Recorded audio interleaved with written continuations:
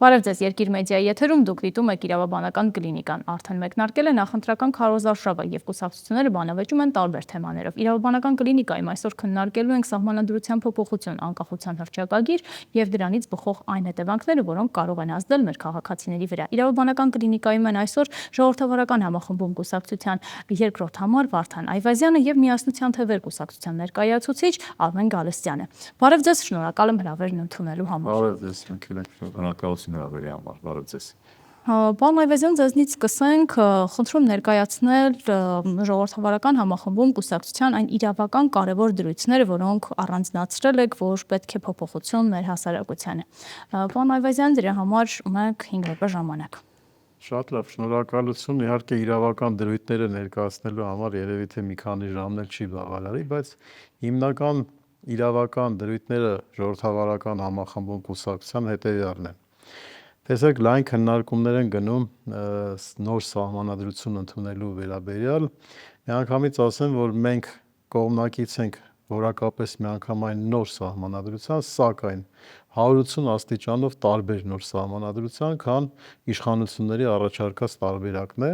Մասնավորապես այստեղ խոսքը վերաբերում է համահայկական պետականության սահմանադրության մասին, այսինքն սահմանադրություն, որը կլինի ոչ թե Հայաստանի Հանրապետության քաղաքացիների, այլ համայն հայության 13 միլիոն հայի սահմանադրությունը։ Իհարկե դրա վերաբերյալ բազմաթիվ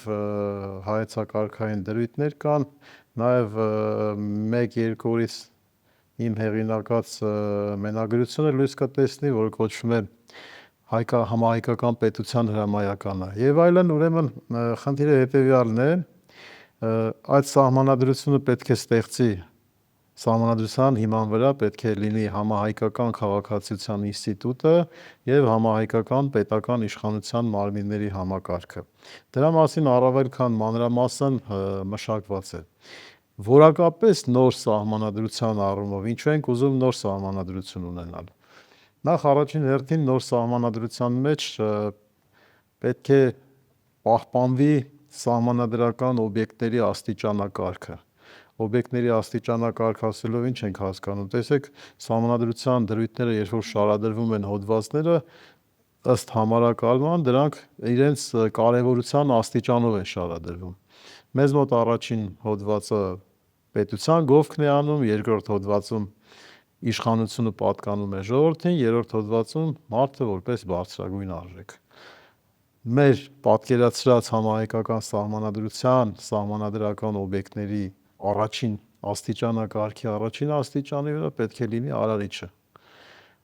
Հետո պետք է լինի մարդը, որովհետև արարիչը ստեղծել է մարդ, իսկ մնացած բոլոր օբյեկտները ձեռակերտ են՝ պետություն, հասարակություն, ընտանիք, կրոն եւ այլն։ Այս աստիճանակարգը մեզ մոտ պահպանված չէ եւ դրա հետևանքով այսօր տեսեք սահմանադրությամբ նաեւ ժողովրդի մոտ են այդ մոտեցումը ձևավորել, եթե դու պետության ներկայացուցիչ ես, պետական պաշտոնյա ես, ուրեմն դու ամենապուպուշն ես, ամենախելոքն ես, ամենալավն ես եւ այլն եւ սկսում են մեծարել ոչ թե նրա անձնական արժանինքների համար, այլ որ ասենք քաջնազարի բախտով տվյալ անձը հայտնվել է տվյալ պաշտոնում։ Սա պետք է վերանա։ Մյուս կարևորագույն խնդիրը դա համահայկական քաղաքացու սահմանումն է, այսպես կոչված homo armenicus-ի։ Սահմանադրությունը պարտավոր է սահմանել ով է հայը։ Հայը, ասեմ ձեզ,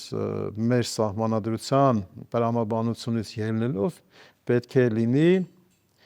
4 հտառով սկսվող հատկանիշներ կրող անձնավորություն։ Առաջինը պետք է լինի հաղորդ, համարձակ, հավատարիմ եւ հոգատար։ Եվ դա պետք է պետության համար լինի որպես պարտականություն, կերտելու հասարակություն, որի անդամները պետք է ունենան այս որակի հատկանիշները։ Սահմանադրական մակարդակով նախատեսում ենք նաեւ ներմուծել հայրենասիրության ինստիտուտը։ Իմ հարգարժան գործընկերը կփաստի, որ տեսեք դրա հակառակը դավաճանությունն է, պետական դավաճանությունը, որը քրեական օրենսգրքում նկարագրված է, ամրագրված է եւ այլն, իսկ հայրենասիրությունը պետք է ամրագրվի եւ սահմանվի սահմանադրությամբ, որպեսզի դարձյալ պետությունը ձեռնամուխ լինի հայրենասեր քաղաքացու կերտմամբ։ Եվ նմանատիպ շատ դրույթներ կարող եմ ասել, որոնք իրենց որակական հատկանիշներով էապես տարբերվում են այսօրվա գործող սահմանադրությունից։ Մասնավորապես տեսեք, բավականին մեծ քանակությամբ համակարգային կոնֆլիկտներ կան մեր սահմանադրության դրույթների մեջ, ինչի, որովհետև, չգիտեմ, առանց գիտակցելու արտագրված է։ Օրինակ, վերցնենք այսօրվա ամենաարդիական խնդիրներից մեկը ազգային ժողովի падգամավորի անձեռնմխելի հռչակվելու այդ դրույթ է սահմանադրության մեջ, չէ՞։ Բոլորը ձգտում են այդ մանդատին, որպեսզի ձեռք բերեն անձեռնմխելիություն։ Հիմա տեսեք, այստեղ համակարգային հակամարտությունը ո՞րն է։ Սահմանադրության ուրեմն երկրորդ հոդվածը ամրագրում է, որ ավելի շուտ առաջին հոդվածը ամրագրում է, որ Հայաստանի Հանրապետությունը, ես էլ ասեմ, ժողովրդավարական պետություն է։ Իսկ падգամավորին տալիս են անձեռնմխելիություն, որպեսզի падգամավորին պաշտպանեն ժողովրդավարական պետության կողմից հետապնդվելուց, իր կարծիքը արտահայտելու համար։ Այսինքն падգամավորի անձեռնմխելիության ինստիտուտը դա ավտորիտար պետության ինստիտուտ է, այլ ոչ թե ժողովրդավարական, որովհետև ժողովրդավարական պետությունը չի կարող հետապնդել իր ժողովրդի ընտրյալին։ Եվ նման շատ հարցեր, դրա համար ասում եմ, մի քանի ժամն էլ չի բավարարի ներկայացնելու համար։ Շնորհակալություն։ Պարոն Գալստյան, պետք է խնդրեմ ներկայացնել նաև ձեր ծրագրի դերույթները։ Սիրով։ Իհարկե, պարոն Այվազյանը կամ ընկեր Այվազյանը, ինչպես տարիներ առաջ մենք դիմում էինք ընկեր Այվազյանին, իմ դասախոսն եղել ընկեր Այվազյանը, շատ հետաքրքիր սահմանադրական մոտեցում ներկայացրեց, որի շուրջ մենք կարող ենք երկար խոսել ընկեր Այվազյանի հետ, քննարկումներ ունենալ, սակայն մեր առաջարկած տարբերակը սահմանադրության բարեփոխման մի փոքր ավելի, չասեմ կոսմետիկ, բայց ոչ ռադիկալ փոփոխությունների մոդել է ենթադրում, եւ մենք սահմանադրական փոփոխությունների այո առաջարկ նույնպես անում ենք, եւ այստեղ մեր շեշտադրումը իշխանության զսպումների եւ հակակշիռների մեխանիզմի իրական զսպումների եւ հակակշիռների մեխանիզմի ներդրման վրա է։ Մենք գտնում ենք, որ հենց սահմանադրական բլոկում, այսինքն մի քանի բլոկների մասին կարող ենք խոսել, մի քանի այդպես ուղղությունների մասին, սահմանադրական փոփոխությունների մասին խոսելիս պետք է անդրադառնանք հատկապես նախագահի ինստիտուտի դերի բարձրացմանը, եւ մենք առաջարկում ենք նախագահի ուղղակի ընտրություն, որպեսզի նախագահը չդառնա գործող իշխանության կցորդը, այլ կարողանա եւ նաեւ լիազորությունների ավելացում, որպեսզի նախագահը կարողանա իրական հակակշիռ ապահովել տարբեր իրավիճակներում եւ նախագահը կարողանա երկրում իրական գործով հանդիսանալ, որպեսզի չի այսօր եւ նա ըստ էության ուղղակիորեն կախվածություն ունի գործող իշխանությունից, գործող պարլամենտական մեծամասնությունից եւ չի կարողանում հակակշռել իշխանությանը։ Եվ այստեղ բազմաթիվ լիազորություններ կան, մի շարք մարմիններում նախագահի լիազորությունները պետք է ավելացվեն, դատական իշխանությունում դատավորների նշանակման գործառույթում նրա դերի բարձրացում պետք է լինի, անկախ մարմիններում նրա դերի գործառույթի ավելացում պետք է լինի, գործադիր իշխանության հետ նրա հարաբերություններում որոշակի փոփոխություններ պետք է լինեն, ինչպես նաև ազգային ժողովի ընտրությունների եւ հիմա ես դրանք անդրադառնամ ընտրական համակարգի բարեփոխումների հետ կապված այն փուլում, երբ կոալիցիաներ դեռևս չեն ձևավորվել, այդ փուլում նախագահի ինստիտուտը պետք է կարողանա հակակշռող եւ կայունություն ապահովող դերակատարում ունենալ եւ այլն եւ այլն։ Այս առումով մեր առաջարկած փոփոխությունները սահմանադրական հանգում են դրան եւ իրական հակակշիռներ պետք է ապահովենք, ինչպես նաեւ դատական համակարգում, դատական դատավորների նշանակման մեխանիզմներից ելնելով, որպեսզի արդարադատությունը իրական արդարադատությունը գործի եւ իրական արդարադատության համակարգ գործի։ Անդրադառնամ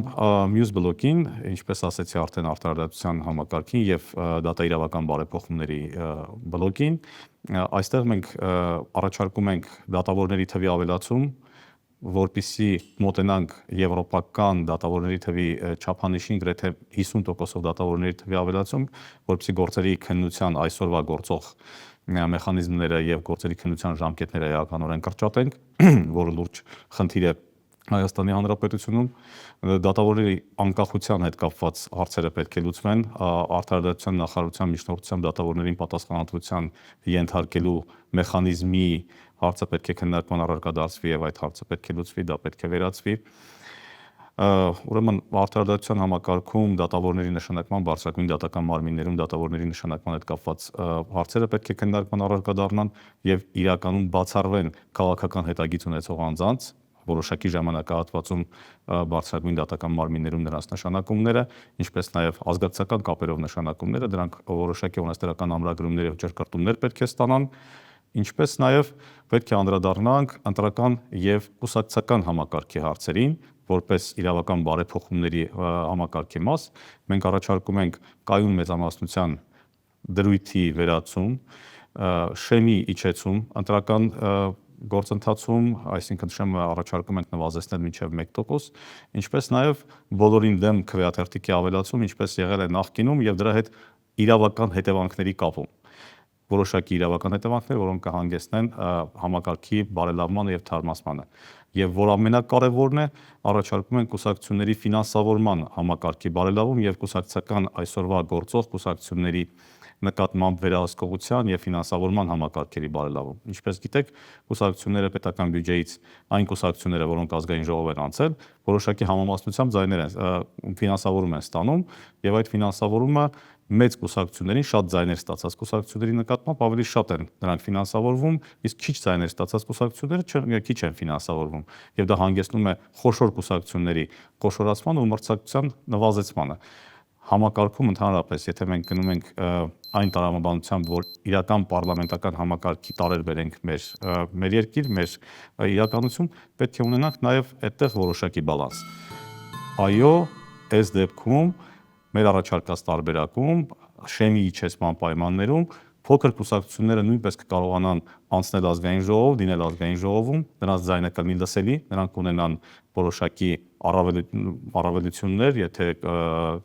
կարողանան հաղթահարել եւ պետք է կարողանան նրանք հնարավորություն ունենալ այնպիսի ֆինանսավորում ստանալ, որպեսզի կարողանան մասնակցել բոլոր process-ներին։ Սրանք ասենց հիմնադրույթային որոշակի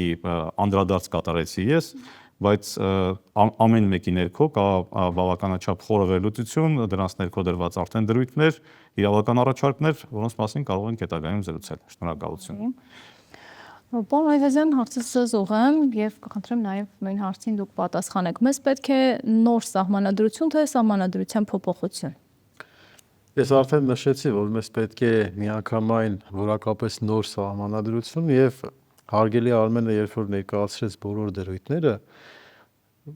բոլորի հետ անվերապահորեն համամիտ եմ եւ բնականաբար այդ դրույթները, ինչը որ ներկայացվեց, այդ բարեփոխումները պետք է նաեւ արտացոլվեն մեր կողմից առաջադրված որակապես նոր սահմանադրության մեջ, պարզապես երբ որ ասում ենք որակապես նոր սահմանադրություն,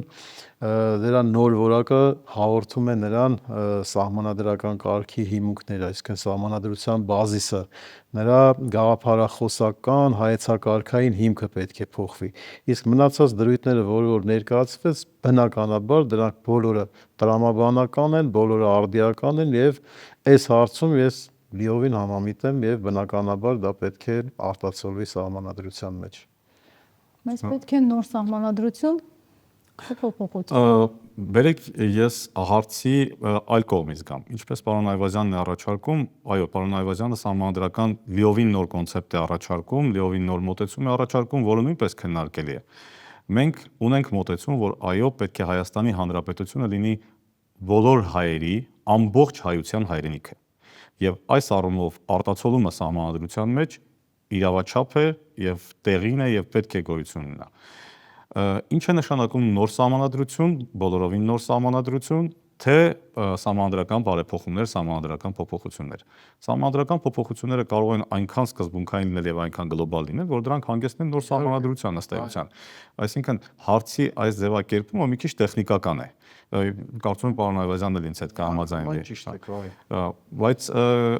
այո, պարոն Այվազյանի առաջարկած մոդելը ավելի ռադիկալ է, ավելի խորքային է այդ փոփոխությունների տարբերակը եւ հիմնարար մեր առաջարկած տարբերակը այս փուլում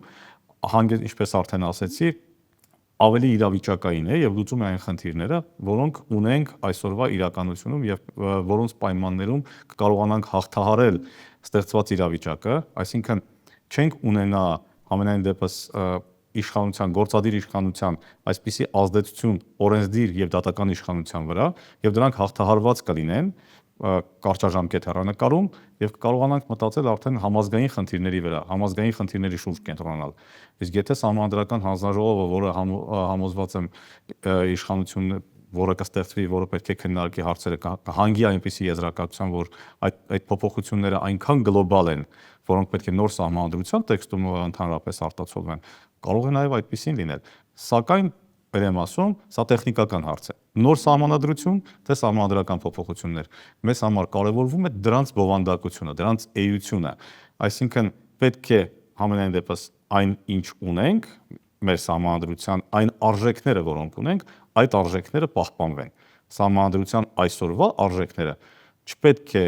ոտնատակ տրվեն եւ արժեզրկվեն։ Մենք ունենք պատմություն անցած եւ մեր սահմանադրական պատմության վրա պետք է հիմնվի այն ինչ ստեղծելու ենք ապագայում եւ ոչ թե կտրենք, ոչնչացնենք, ջարդենք, փլուզենք եւ անենք մի բան, որը կապ չունի նախկինի հետ։ Ունեք ավելացնելու բան, պարոն Այվազյան։ Ավելացնելու բան, պարզապես մի բան ավելացնել, որպես կանոն, տեսեք, նոր սահմանադրության խնդիրը առաջանում է, երբ որ փոփոխությունը կատարվում է սահմանադրության պրեամբուլայում, իհարկե մեր առաջարկած կոնցեպտում այդ պրեամբուլայի փոփոխությունը պետք է լինի, իհարկե մեր գործող սահմանադրության պրեամբուլայից որևէ տառ չի հանվելու, բայց առաջին նախադասության մեջ ըստ մեր խորին համոզման պետք է ամրագրվի հայ ժողովրդի արարչագործական ծագումնաբանությունը։ Ես դրա համար եմ ասում, արարիչը պետք է լինի թիվ 1 սուբյեկտը սահմանադրության մեջ, որտեղ պետք է արտացոլվի հայ ժողովրդի գիտակցական պատասխանատվությունը արարման առջև։ Եվ դա նաև ինչ մեզ կտա, որ դա ցույց կտա, որ մեր ամբողջ սահմանադրությունը ամբողջովին ինքը մտնում է արդեն բնական իրավունքի տրամաբանական հարթության մեջ եւ բացառում է այդ պոզիտիվիստական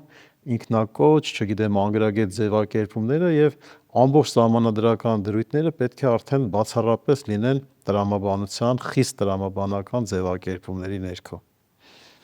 Բարի, հենց անդրադառնանք պրեամբուլային, իշխանությունը պատրաստվում է փոխել սահմանադրության պրեամբուլան, մասնավորապես այնտեղից հանել անկախության հռչակագիրը վարչապետի բնորոշմամբ անկախության հռչակագիրը պետության չգոյության մասին է։ Ինչ կարծիք ունեն ձեր կուսակցությունները։ Մեզ պետք է անկախության հռչակագրից ազատվել, թե ոչ։ Իմ խորին համոզմամբ չեմ կարծում, որ մոլորակի վրա լինի զտարյուն մի հայ, որը կհամաձայնի, որպեսզի մեր երկրի սահմանադրության պրեամբուլայից դուրս հանվի անկախության հռչակագիրը։ Իսկ եթե մենք իրավական առումով ենք խնդրին մոտենում, տեսեք, հարցը հետևյալն է։ Գոյություն ունի մի շատ լուրջ գիտության ուղղություն, որը կոչվում է անցումային պետականություն։ Հիմա անցումային պետականության առումով, գիտեք, խորհրդային Հայաստանից հետո մենք անկախացանք, դարձանք այլ հասարակական կարգ ունեցող պետություն եւ այդ անցումային կապը, կամուրջը դա հենց անկախության հռչակագիրն էր, հռչակագրի հիման վրա 1991 թվականին ընդունվեց անկախ պետականության հիմնադրույթների մասին սահմանադրական օրենքը, որը ժամանակավոր սահմանադրության դերակատարում ուներ, նոր ընդունվեց մեր գործող սահմանադրությունն իր պրեամբուլայով։ Հիմա եթե իրավական առումով մենք անկախության հռչակագիրը հանում ենք պրեամբուլայից, ապա մենք ամբողջովին վերացնում ենք այդ կամուրջը եւ ամբողջովին նոր պետականությունը փլուզվում է, տրամաբանական հարթության մեջ փլուզվում է եւ դա շատ խիստ անթույլատրելի է, ել չեմ ասում մնացած բոլորը, որ անկախության հռչակագիրը որպես սահմանադրության պրեամբուլայի բաղկացուցիչ մաս, ինքը ամբողջովին արտահայտում է հայկական ինքնությունը։ Հրաժարվել անկախության հռչակագրից նշանակում է հրաժարվել մեր հայկական ինքնությունից։ Եվ դրա համար եմ ասում, այդ որակապես նոր սահմանադրությունը մեզ անհրաժեշտ է, որպեսզի շատ ամուր երաշխիքներ սահմանի առաջին հերթին հայկական ինքնության պահպանության համար, որովհետև մի փոքր այն մյուս քաղաքական ուժերին ամենայն հարգանքով հանդերձ քննադատեմ, տեսեք, հիմնականում սոցիալ-տնտեսական խնդիրներ են առաջարկում, թոշակի բարձրացում, աշխատատեղեր, չգիտեմ եւ այլն, բայց այսօր մեր թիվ 1 խնդիրը մեր խորին համոզմամբ դա մեր հայկական ինքնության պահպանումն է։ Եվ բնականաբար, եթե նման նախաձեռնություն լինի իշխանությունների կողմից, ժողովրդավարական համախմբումը իր բոլոր կուսակցությունը, իր բոլոր գործիքակազմը ներդնելու, որպեսզի այս արատավոր երևույթը տեղի չունենա։ Ինչ կարծիք ունեք դուք։ գրեթե համակարծիք եմ պարոն Այվազյանի հետ, ոչ թե գրեթե, այլ ամբողջությամբ համակարծիք եմ պարոն Այվազյանի հետ։ Սահմանադրությունից անկախության հռչակագրի հանումը։ Եվ մի քիչ ավելի վաղ շրջանից գամ, երևի այս ողջ process-ի միակ դրական նշույլը այն է, որ մենք սկսեցինք այո անկախության հռչակագրին այդ խորությամբ նայել եւ պարոն Այվազյանը ինձ դասախոսել է, ցավում եմ պարոն Այվազյան, որ այն տարիներին մենք անկախության հռչակագիրը գիտակցում էինք ինչա, բայց այդ խորությամբ չէինք նայում եւ այս խորությամբ մեզ չէր մատուցվում։ Ես կարծում եմ պարոն Այվազյանը կընդունի, որ այսօր անկախության հռչակագրի արժեքը, բնույթը, դրա սահմանադրական նշանակությունը իրապես բարձրացվել է, ոչ թե բարձրացվել, այլ իրապես ներկայացվում է հանրությանը եւ ես որպես իրավաբան, ով ուսանել է պարոն Այվազյանի կուրսում, կարող եմ ասել, որ այն տարիներին մենք դրան մի քիչ այլ կերպ էինք վերաբերվում, գիտեինք անկախության հռչակագիր, հպարտանում էինք, շատ սիրով կարդում էինք մեր սահմանադրության նախաբանը, կրում էինք մեր մեջ այդ արժեքները, բայց իսկապես դրա խորը արժեքին չէինք անդրադառնում։ Իսկ հիմա հասկանալով, որ օտարը պարտադրում է մեզ անկախության հռչակագիրը, մեր երկրի հիմնադրույթները ներկայացնող ստեղծման փաստաթղթից հրաժարվել, սկսում ենք ավելի խորը վերլուծության ենթարկել անկախության հռչակագիրը եւ դրա սահմանադրական արժեքը։ Այո, մենք դեմ ենք եւ կտրականապես դեմ ենք արտահայտվում որևէ փոփոխության Հայաստանի Հանրապետությունում, որը պարտադրված կլինի օտարոտի եւ օտարների շահերից ելնելով, հատկապես սահմանադրական փոփոխությունների մասն է խոսքը։ Յուրաքանչյուր երևույթ պետք է համապատասխանի Հայաստանի Հանրապետության ազգային շահերին։ Եվ եթե դա Հայաստանի Հանրապետության ազգային շահից որևէ բան չի բխում, այս հարցերը պետք է դառնան պարզապես քննարկումից դուրս եւ չի կարող որևէ իրավիճակում դա պարտադրվի մեզ։ Ինչ է նշանակում սահմանադրական փոփոխություն, քանի որ դա կհանգեցնի պատերազմի։ Այդ սահմանադրական փոփոխությունը առաջարկելով, հենց սահմանադրական փոփոխությունը առաջարկելով, Ադրբեջանը վիժեցրել է, ուղղակիորեն առ-ոչինչ է դարձրել այն խաղաղության նախաստորագրված համաձայնագիրը, որը գոյություն ուներ, այսինքն դրանով իսկ միջամտում է արդեն իսկ մեր պետության գործերին, դրանով իսկ միջամտում է մեր ազգային գործերին, եւ հետո ուզում ենք ասենք, որ ունենք մենք նախաստորագրված փաստաթուղթ, Ադրբեջանն արդեն իսկ խախտում է այդ նախաստորագրված փաստաթուղթը։ Խոսքը խաղաղության նախաստորագրված համաձայնագրի մասին է, ու որի ձևակերպումը մի քիչ ավելի լայն է։ Իրավական հետևանքները դրանով մենք կորցնում ենք այն կապը, շարունակականությունը, որը մենք ունենք ստեղծման պահին, մեր ստեղծման գործողությունը, Հայաստանի Հանրապետության կապը իր հիմքի հետ, քանի որ անկախության հռչակագրում են հենց ամրագրված, թե մենք ինչ իրավահաջորդություն ունենք, ինչի հիման վրա է ստեղծվում Հայաստանի Հանրապետությունը եւ ինչի վրա պետք է հիմնվի Հայաստանի Հանրապետության ապագա սահմանադրությունը։ Այս փաստաթղթից հրաժարվելով մենք դառնում ենք նոր ստեղծվող մի մարմին, որին կարելի է ամեն կերպ տարուբերել, ինչպես տերև, եւ նրա տակ դնել ոչինչ, այսինքն կորցնում ենք մենք այդ հիմքը։ Ադրբեջանը այդտեղ ինչ է ձեռք բերում, պետք է այստեղից գանք։ Ադրբեջանը ձեռք է բերում իրավաչափ հիմքեր,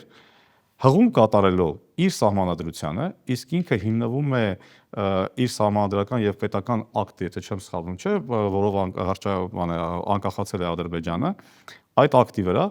եւ ինքը իրեն հռչակել է այդ ակտով մուսաֆաթական Ադրբեջանի, այսինքն 1920 թվականի Ադրբեջանի իրավահաջորդը, 18 թվականին ստեղծված Ադրբեջանի իրավահաջորդը, որը տարածքային ուղղակի պահանջներ ունի Հայաստանի Հանրապետության նկատմամբ, Սյունիքի, Վարդենիսի, Գավառի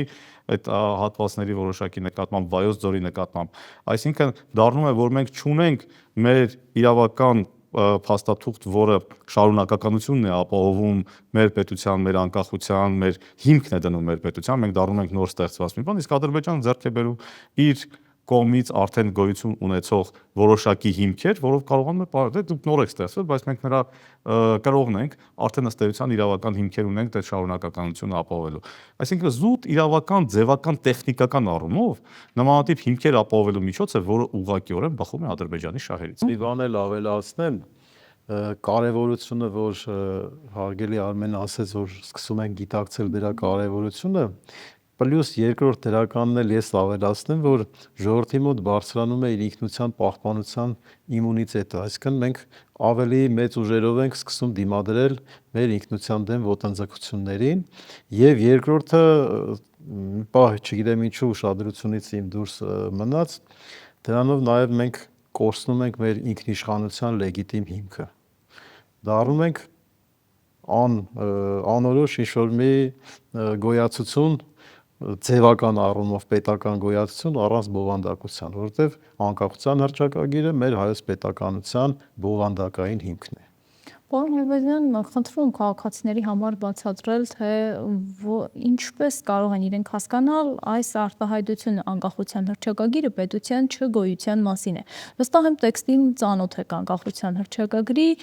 որն է տարածքային նկրտում առաջացնում եւ Արցախի անվտանգության երաշխավոր լինելը։ Ինչ պահանջ կարող է հետագայում ծնել դեպի Ադրբեջան, որը սարսափեցնում է։ Գիտեք ինչ, ձեր թույլտվությամբ երևի թե որ ասում եք դա պետության չգոյության եւ այլն, ես չգիտեմ այդ անհեթեթությունը ով է ասել, երբ է ասել եւ Հայաստանի Հանրապետության վարչապետն ես չեմ ուզում վարչապետի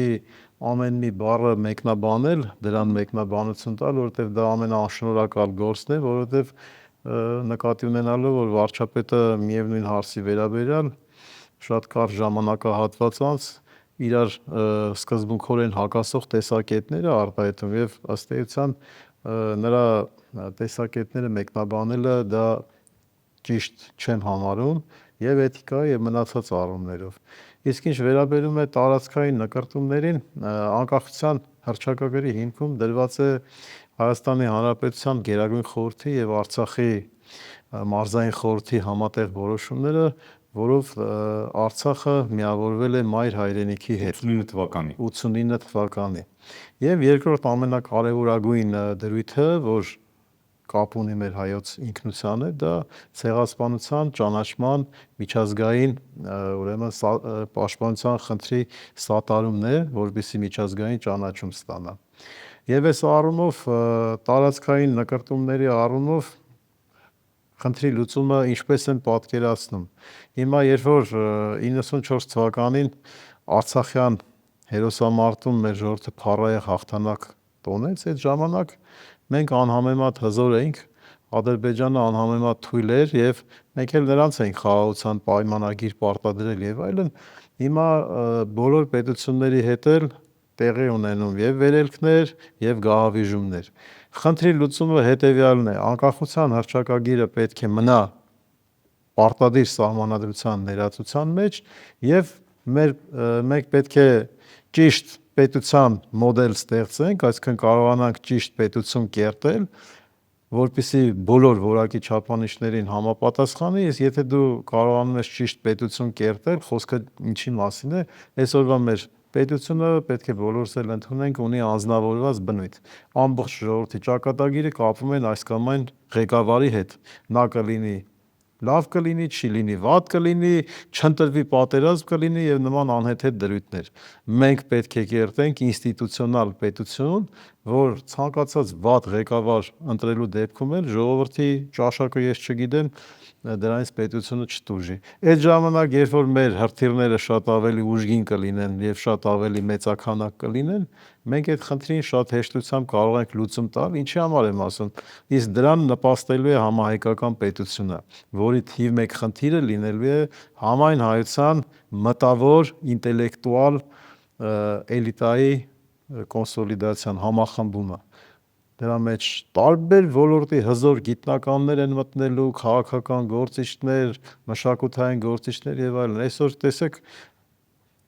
հզոր կործանիչ միգը ստեղծել են հայերը, շատ ու շատ հզոր զենքեր ստեղծել են հայերը, բայց հիմա որպես առանցին պետական միավոր չունենք։ Հիմա եթե մենք այդ ինտելեկտը կարողանանք համախմբել, կտեսնենք ինքնաբերաբար այդ խնդիրները ինչպես են լուծվելու եւ ոչ Ադրբեջանը, ոչ Թուրքիան, ոչ էլ որևէ այլ պետություն չեն կարող գործոն լինել, որպեսզի այդ հարցում մեզ կարողանան զսպել։ Այլ է, պարոն Այվազյան, մի փոքր պրովոկացիոն հարցատ։ Պարոն Այվազյան, իհարկե երազանքի մասին եք խոսում, հրաշալի համահայկական պետության, բայց չեք վախենում, որ ապագայում մեզ կասեն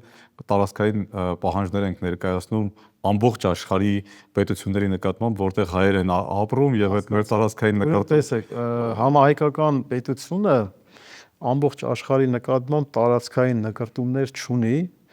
Տեսեք, այս կոնցեպտը ինչպիսին է, կոնցեպտուալ առումով համահայկական պետության պարագայում վերանում է սփյուռք հասկացությունը։ Ինչի,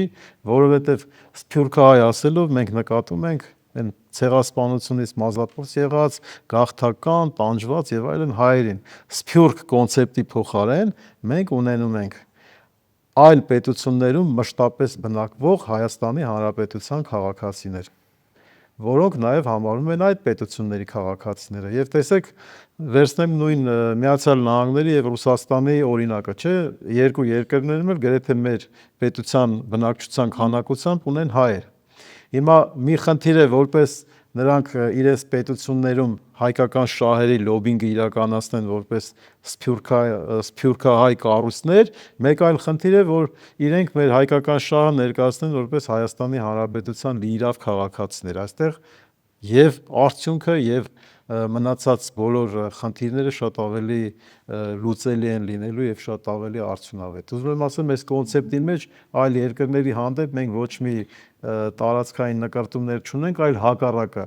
մեր հայերի միջոցով փորձելու ենք նրանց հաշտեցնել որպես աշխարհաքաղաքական բևեռներ եւ վերել երկխոսության մեջ, դրա մեջ համադրելով մաքսիմալ առավելագույն կերպով մեր համահայկական շահը։ Հարցեր ունեք իրար։ Ինչի ասեցի պրովոկատիվ, եթե կարելի է մի երկու բառով ես անդրադառնամ, որովհետև ուզում էի պարզապես բերել այսօրվա խոսույթ, լավագույնս հասկանալով ձեզ, պարոն Այվազյան, եւ միևնույն ժամանակ ասել, որ այո, մեծագույն շռայլություն է ունենալով սփյուռք կայացած սփյուռք հայրենակիցներ, ովքեր սփյուռքում կայացել են այլ երկրներում եւ այդ բարիքից ընդհանրապես չօգտվել է եւ նրանց դիտել միայն ֆինանսական ինչ որ շահերի աղբյուր եւ այդ գիտական ընդհանրապես մարդկային զարգացած պոտենցիալը ներուժը մեր երկրի ծաղկման ու զարգացման համար չօգտագործել է։ Մենք նույնպես հակված ենք այն մտքին, որ սփյուռքը, հայկական սփյուռքը, հայերը եւ այն համայնքները, որոնք ձևավորվել են ժամանակի ընթացքում, եւ նրանք իրենց օրգանական կապը, ովքեր ուզում են իրենց օրգանական կապը տեսնել հայրենիքի հետ, նրանք պետք է հնարավորություն ունենան լիիրավ մասնակցելու Հայաստանի Հանրապետությունում տեղի ունեցող process-ներին, իհարկե որոշակի սահմանափակումներով, իհարկե որոշակի գործընթացներ անցնելու միջոցով, բնականաբար այդտեղ անվտանգային խնդիրներ կան եւ Հայաստանը պետք է լինի բոլոր հայերի հայրենիքը։ Ինչպես մեր կուսակցության առաջին համարը Արման Թաթոյանը հայտարարել է, ասում է, ով որ գալիս է Հայաստան, նրա առջև պետք է կարմիր գորգ փռված լինի, որ նրանք ուրախությամբ Հայաստան գան։ Եվ այո, մենք գտնում ենք, որ պետք է հայ մարդը ուրախությամբ եւ ողջավորությամբ Հայաստան գա, որովհետեւ հայրենիք է գալիս, ցանկանա հայրենիքում ներդրում անել, լինել պաշտպանված եւ իմանա, որ Հայաստանի Հանրապետությունը ինքը որտեղ է լինի, իր մեջքին, իր թիկունքին կանգնած է եւ իր շահերը պաշտպանելու է։ Եվ չասի, գիտեք ինչ, նա այլ պետության քաղաքացի է, ես իր հետ իմ առնչություններում այնքան էլ այդպես բան չեմ, քանի որ նա այլ պետության քաղաքացի է։ Եվ այստեղ մարդիկ կան, ովքեր կարող է մի քանի սերունդ առաջ հայեր են, կամ մի մասով են հայ, ինչ որ տատիկն է եղել հայ, եւ նրանք ավելի ինքնության խնդիր ունեն, եւ նրանք ավելի հայկական են, եւ նրանք ավելի մեծ կապեր ունեն Հայաստանի Հանրապետության հետ, ավելի շատ կապեր են ուզում տեսնել, ուզում են ճանաչվել, լինել, ապրել մեր հայրենիքում, բայց խնդիրներ ունեն։ Եվ այս հարցը պետք է լուծենք եւ այդ ահռելի հարստությունը, համաշխարհային հարստությունը մենք պետք է կարողանանք գիտակցել ու օգտագործել, ոչ թե ելի եմ ասում, օտարել նրանց մեր երկրից։ Հարցեր ունեք իրար։ Չէ, ուղղակի մի բան ավելացնեմ, որովհետև սա այն հարցերն են, որ ցանկացած բանականություն ունեցող հայրենասեր մարդ չի կարող այլ կարծիք ունենա, լիովին կիսելով այդ բոլոր տեսակետները, նաև տեսեք մեր այս շատ ճիշտ նկատեց մեր Արմենը, որ դա ազգային հարստություն է շատ մեծ եւ ամեն մի ազգի տրված չէ, ավելին ասեմ, օրինակ նույն Չինաստանը ունենալով մեծ բնակչություն, այսօր ինքը պաշտոնապես խրախուսում է արտագաղթը իր երկրից եւ պետությունը հովանավորում է, որ տարբեր երկրներում ձևավորեն սփյուռք չինական սփյուռք, որպեսզի նրանց միջոցով կարողանա իր ազդեցությունը ավելի օգտագործել։ Բայց բացի ազդեցությունից, տեսեք կարևորագույն խնդիրը որն է, որ եթե մենք մեր սփյուռքին չներգրավենք հայկական պետականության մեջ, այս պարագայում եւս 1-2 սերունդ եւ կարող է մեր սփյուռքահայերը հայրենիքից կտրված լինելով կորցնեն իրենց ինքնությունը։ Սա նաեւ նպաստելու է համայն աշխարհում հայկական ինքնության պահպանմանը։ Հակառակ պարագայում նորից եմ կրկնում, մի քանի տարի անց, տարի ասելով սերունդափոխությունից հետո կարող է մենք էլ այդ մեծ արժեքից, մեծ գանձից զրկվենք։ Πολύ շնորհակալ եմ հրավերն Պարոն ընդունելու Այվազյան, համար։ մի փոքր հարց կարելի է։ Չեք փոշմանել, չէ՞, որ իսկ երազանց եք նշանակել, պարոն Այվազյան։ Ուրեմն ոչ միայն չեմ փոշմանել, այլ այսօր եւս մեկ անգամ համոզվեցի, նաեւ չեմ փոշմանել, որ Թաթոյան Արմանին եմ գերազանց նշանակել, որովհետեւ ըստ էության մենք նույն դպրոցն ենք անցել եւ ձեզ շատ շնորհակալ եմ, որ փոխանցված արժե համակարգը պահպանել եք եւ նաև մեծ ջանքեր եք գործադրում դրանք ավելի զարգացնելու եւ հանրայնացնելու հարցում։ Շնորհակալություն։ Շնորհակալ եմ հրավերն ընդունելու համար։ Իսկ ես հիշեցնեմ, որ իրավաբանական կլինիկայում այսօր քննարկում էինք նոր սահմանադրության կամ սահմանադրության փոփոխություններին առնչվող խնդիրները եւ հատկապես այն դրույթները, որոնք առաջարկում են օրվա իշխանությունը։ Իմ հյուրերն էին ժողովրդավարական համախմբում կուսակցության անդամ Վարդան Այվազյանը եւ Միասնության թևեր կուսակցության անդամ Արմեն Գալստյանը։ Նրանք կարծում են, որ այդ փոփոխությունները, որոնք առաջարկում են իշխանությունը, պետության եւ ժողովրդի շահերից բարձրապես չեն բխում։ Իրավաբանական կլինիկայում ձեզ հետ Աննա Ավետիսյանն էր, ցտեսություն։